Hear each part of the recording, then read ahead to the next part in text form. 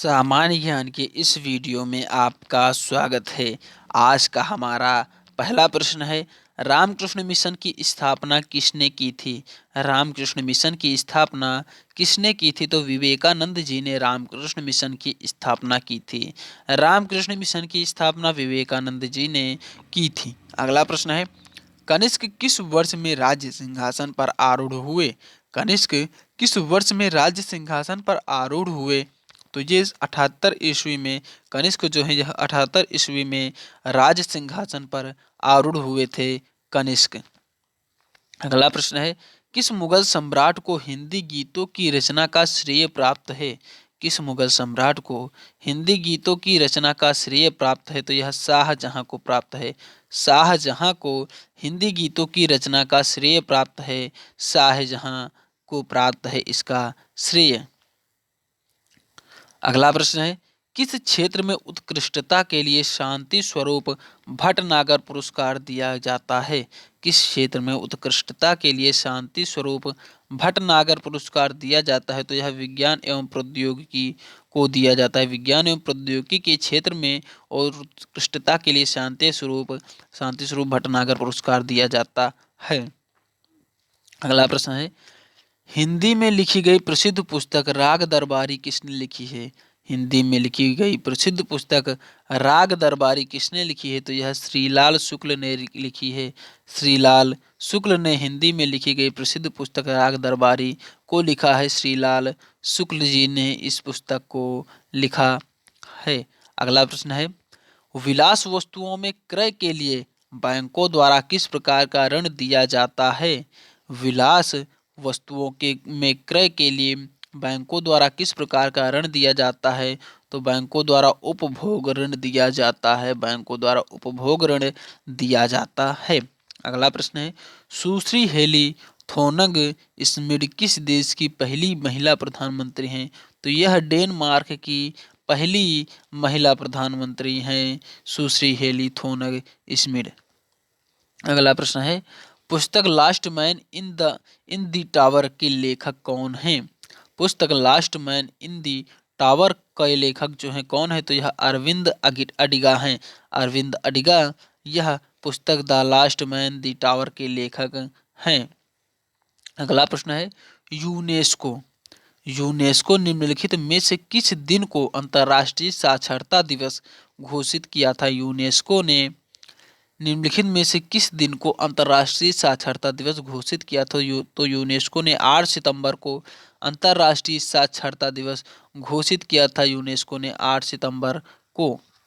अगला प्रश्न है, प्रादेशिक सेना में एम.एस. धोनी को कौन सी मानद पदवी दी गई है?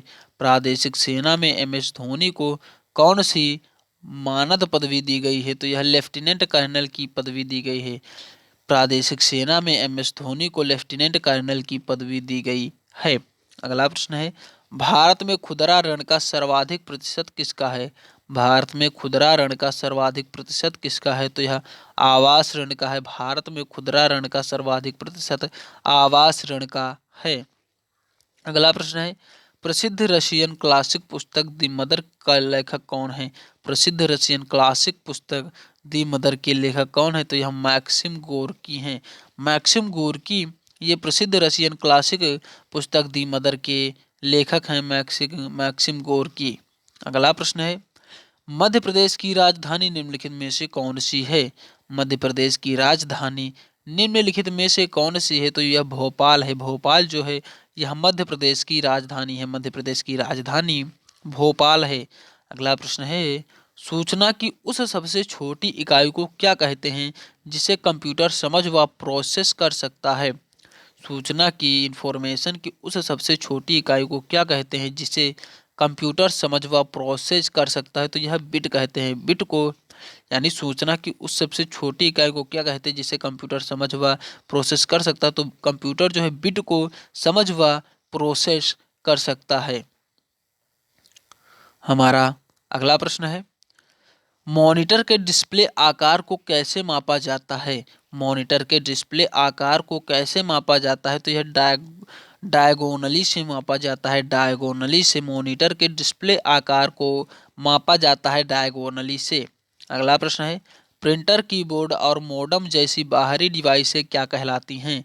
प्रिंटर कीबोर्ड और मोडेम जैसी बाहरी डिवाइसें क्या कहलाती हैं? तो यह पेरिफेरल्स कहलाती हैं। पेरिफेरल्स कहलाती हैं प्रिंटर कीबोर्ड और मोडेम जैसी बाहरी डिवाइसें। अगला प्रश्न है, माउस के दो मानक बटनों के बीच स्थित व्हील का प्रयोग होता है।